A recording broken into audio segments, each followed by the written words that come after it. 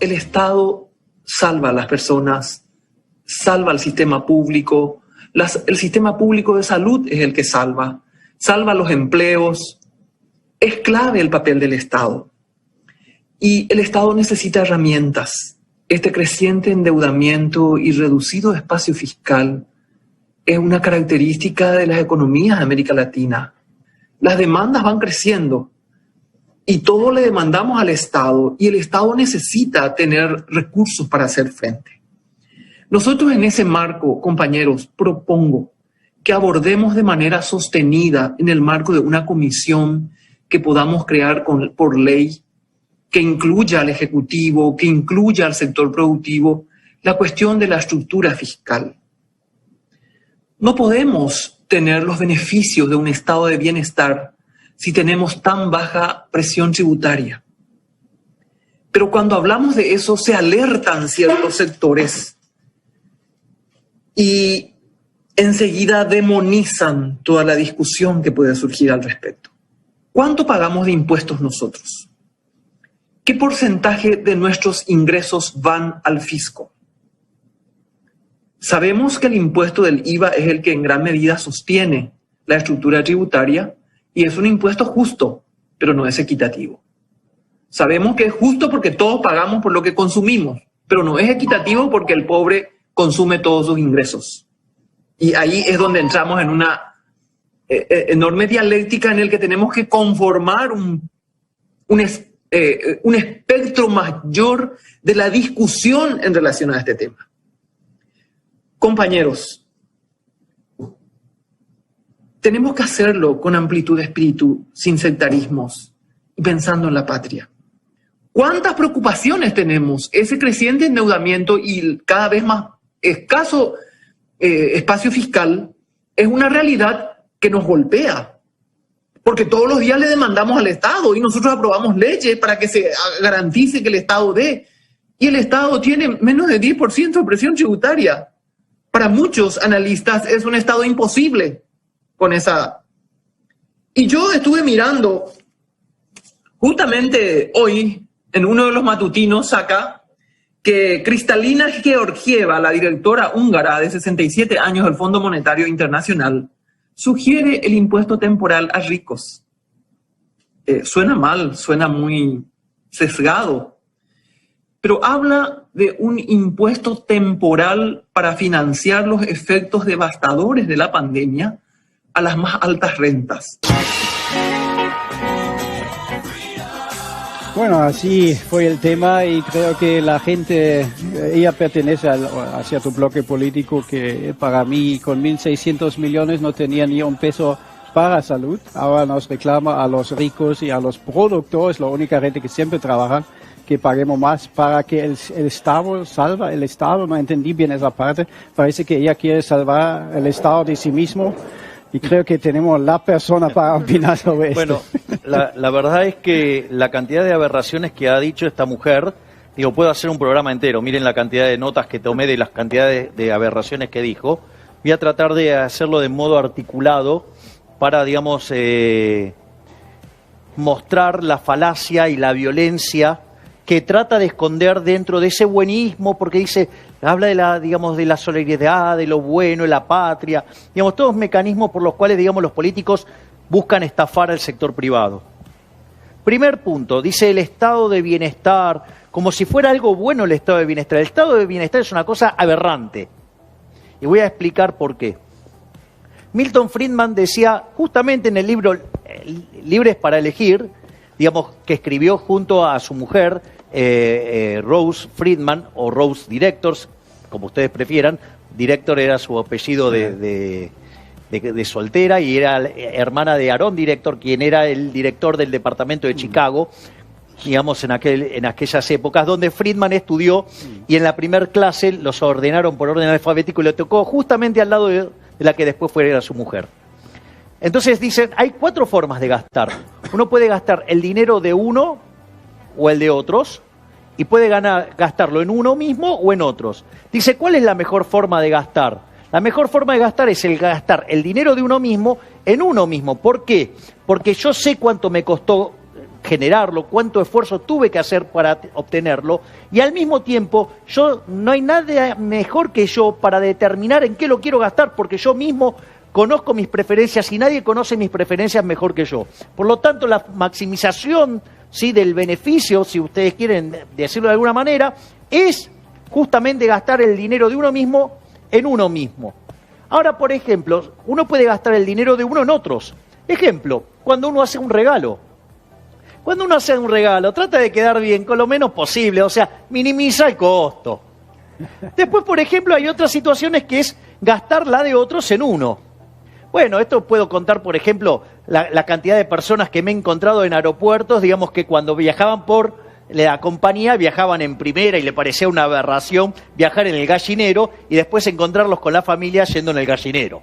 Es decir, cuando se gasta la de otro, se despilfarra. Entonces, ¿cuál es la forma más irresponsable? La peor forma de gastar es gastar el dinero de otros en otros. Eso que se llama estado de bienestar, en realidad, se debería llamar estado del malestar. ¿Por qué? Porque no tienen ninguna conciencia, ¿sí?, de lo que verdaderamente cuesta ganar ese dinero, generarlo. No tienen ni la más pálida idea. Lo único que hacen es levantar las manos y meternos la mano en el bolsillo del sector privado, que es el único que genera riqueza, porque el Estado lo único que genera es pobreza. Entonces, por lo tanto, no hay tal cosa como un estado de bienestar. Se debería llamar estado de malestar, porque además tampoco es cierto que gasten bien. Tampoco es cierto que la plata llegue a donde supuestamente tiene que llegar, al margen de todo lo que roban. Si no, les puedo explicar lo que es el caso de Argentina. Hay un estudio del BID que muestra que la ineficiencia técnica del gasto público en América Latina es la peor del mundo. 4,4% del PBI. Argentina, por ejemplo, tiene ineficiencia técnica 7,2%.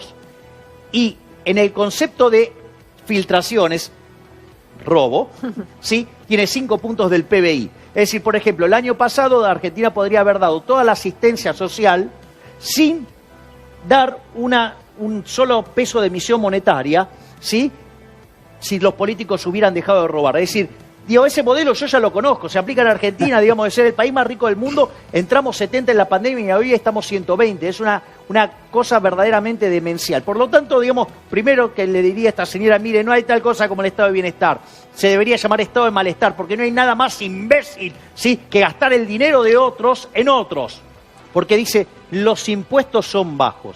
A ver, digamos, discúlpeme, los impuestos son un robo, los impuestos son una rémora, ¿sí?, de la esclavitud. Si es una traba mental, ¿sí?, digamos, o física, digamos, sobre algo que viene de la esclavitud, que tiene que ver justamente que cuando un reino ocupaba a otro, le cargaba las cargas de la guerra y era, digamos, impuestos. O sea, es algo que se paga violentamente, es un acto violento, es un robo. Nadie paga los impuestos voluntariamente, son un robo. Es más, o sea, de hecho, el Estado es peor que el ladrón vulgar, porque el ladrón vulgar enfrenta a la persona, toma el riesgo, sí, puede ser golpeada, puede ir a la cárcel, sí, y además es aleatorio. En cambio, digamos, el Estado es el ladrón, digamos, estacionario, está siempre, me roba siempre. Le propongo a la gente, sí, que haga, al público, que haga esta cuenta. ¿Cuánta plata perdieron a lo largo del año pasado con robos, digamos, comunes? Y fíjense toda la que se lleva el Estado, toda la que ponen en impuestos, para ver cuántos son robados. Pero no solo eso, digamos, porque en el fondo, digamos, en algún sentido, cuando dice que es bajo la presión fiscal, entonces quiere decir que entonces hay algo así como una presión que es baja, hay una que es alta, sí, y hay alguna que es óptima. Y eso también es una aberración, y eso hay que desterrarlo también. No existe, digamos, el impuesto óptimo porque es un robo, y vamos a explicar por qué. ¿Sí? O sea, en realidad es un acto violento. Supongamos lo siguiente, ¿estamos todos de acuerdo que la vida es buena? Algunos. Sí. ¿Estamos todos de acuerdo que matar está mal? Sí. Bueno, entonces, según estas teorías de valor medio, quiere decir que la tortura es algo fantástico. Y porque, digamos, debe haber un nivel de tortura óptimo. Por favor, señora, sí, no hay nivel de tortura óptimo. El robo es malo, ¿sí? Y hay que entenderlo así. El Estado es el enemigo. Eso que usted, digamos, por ejemplo, dice en un momento, es impresionante. El Estado, digamos, o sea, salva vida. Eso es falso.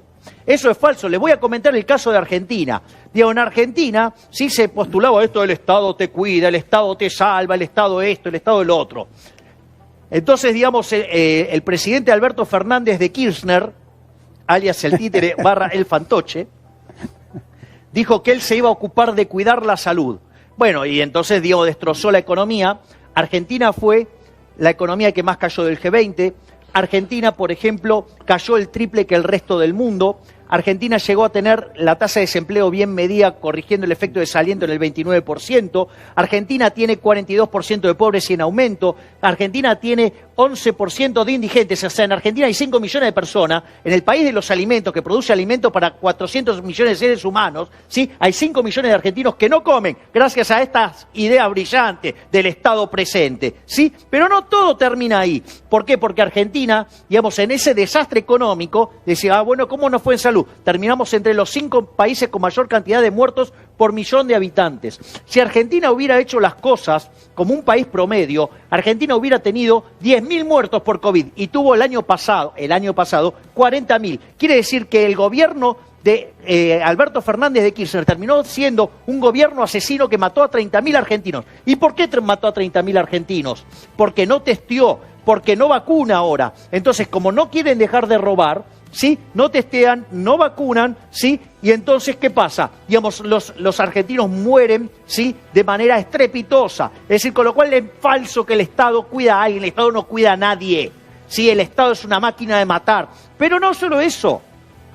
No es cierto, digamos, que el Estado salve empleos. Eso es falso. Porque cuando, por ejemplo, dicen, no, la obra pública genera, digamos, puestos de trabajo, por ejemplo. ¡Es mentira!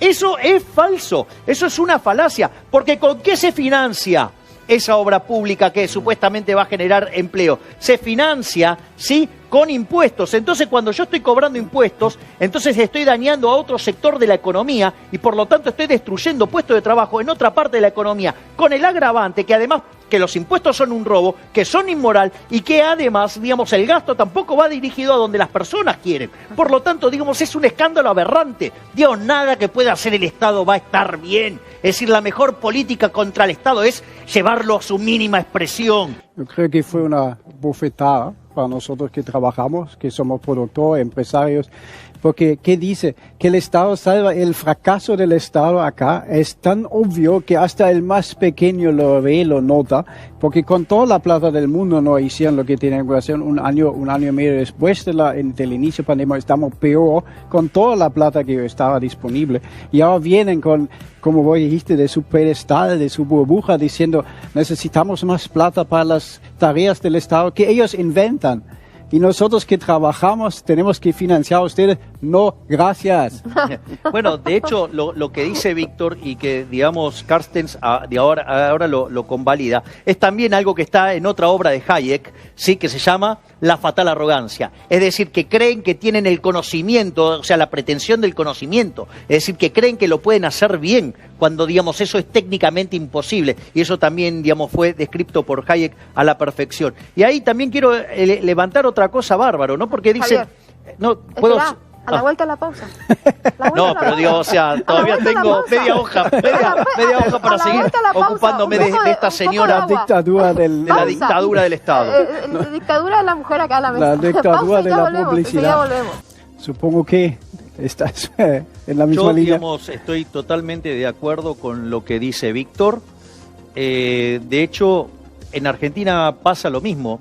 Es inconstitucional, porque viola justamente las libertades y las garantías que tienen los argentinos consagradas en el artículo 14 de la Constitución. Por lo tanto, digamos, esto de poder transitar libremente y ejercer libre empresa es antieconómico, porque evidentemente eso, digamos, en el caso argentino también se vio con claridad, siendo, digamos, el país que más cayó del G20, con una caída que es el triple del resto, y sobre todas las cosas, es inmoral.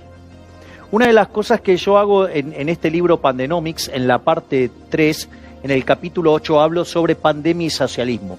Y una de las cosas que hago es explicar que el modelo de cuarentena, impulsado por la Organización Mundial de la Salud, ¿sí?, donde Argentina ha sido el mejor alumno en esto, digo, porque Argentina tuvo la cuarentena más larga y más profunda del mundo, sí, constituye un delito de lesa humanidad. Esto es muy importante.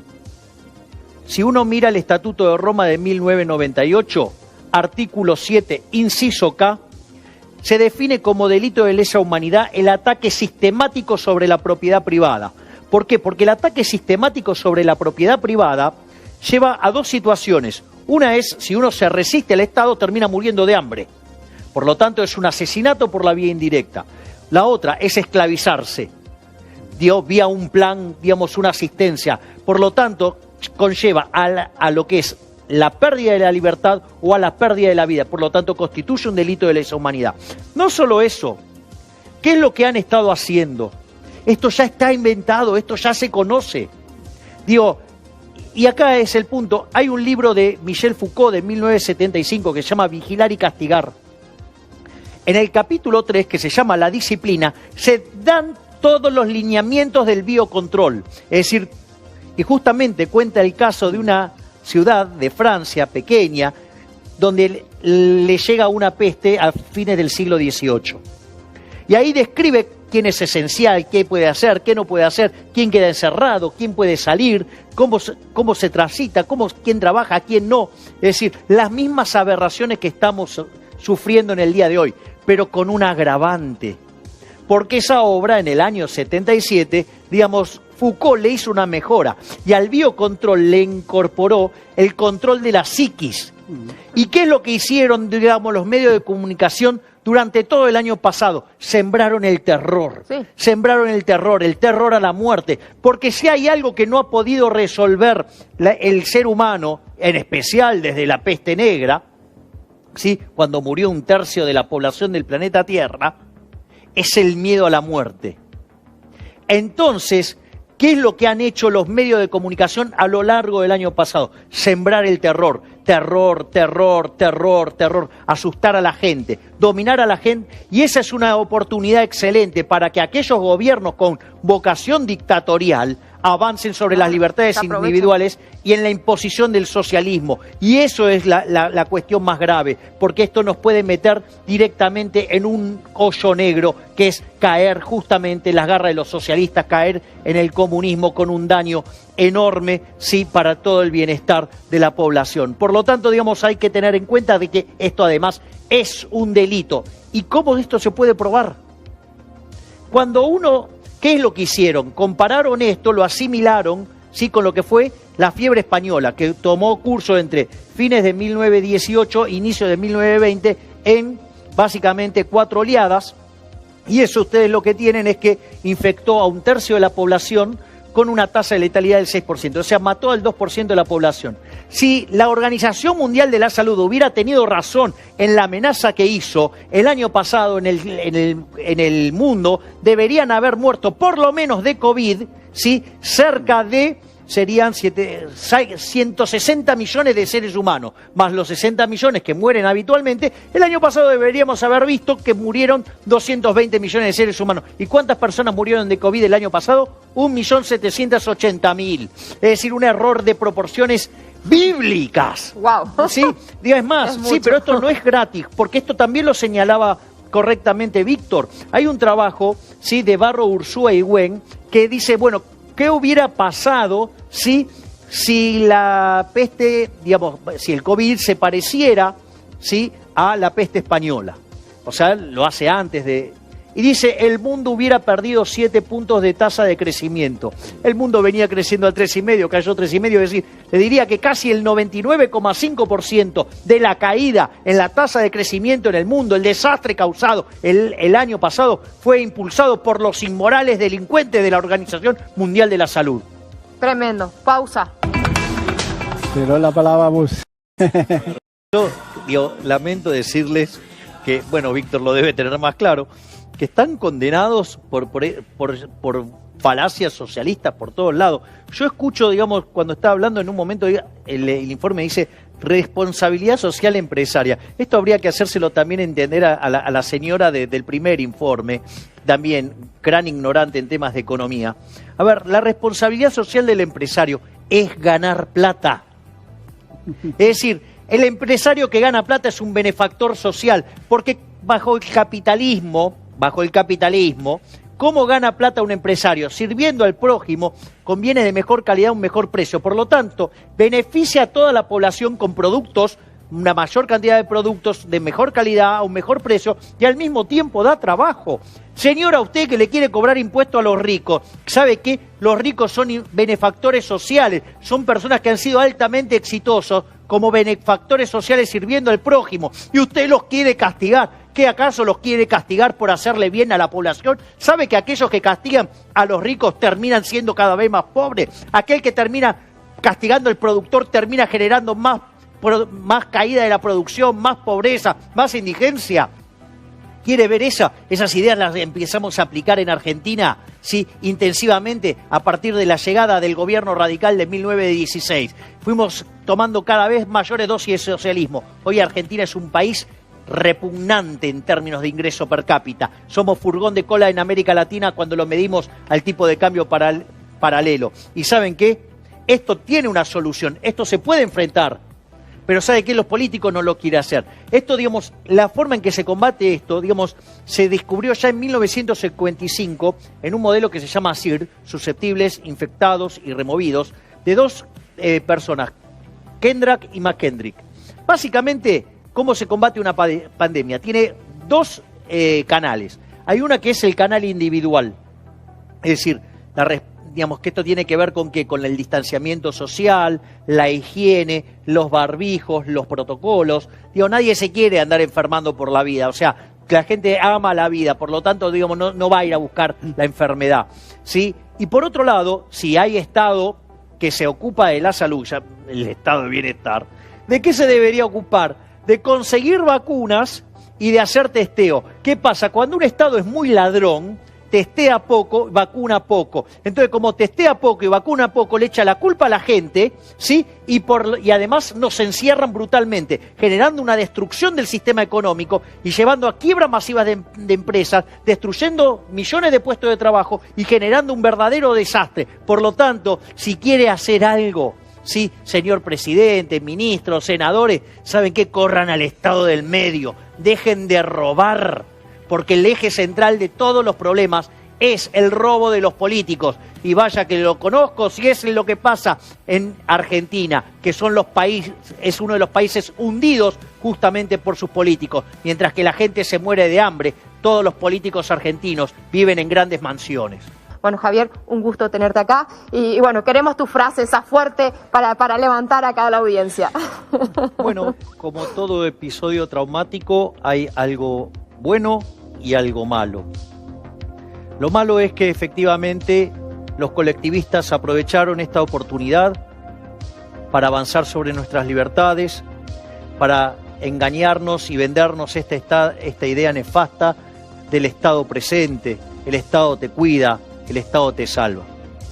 La parte buena es que todas estas aberraciones que nos prometieron han quedado en evidencia que son mentiras, que el Estado no te cuida, que el Estado no es eficiente, que el Estado no te salva y que en realidad el Estado es la muerte y que entonces ahora los individuos van a tener claro que nuestro verdadero enemigo es el Estado, el cual debe ser reducido a la mínima expresión, incluyendo el cero como posible solución. ¡Viva la libertad! ¡Carajo!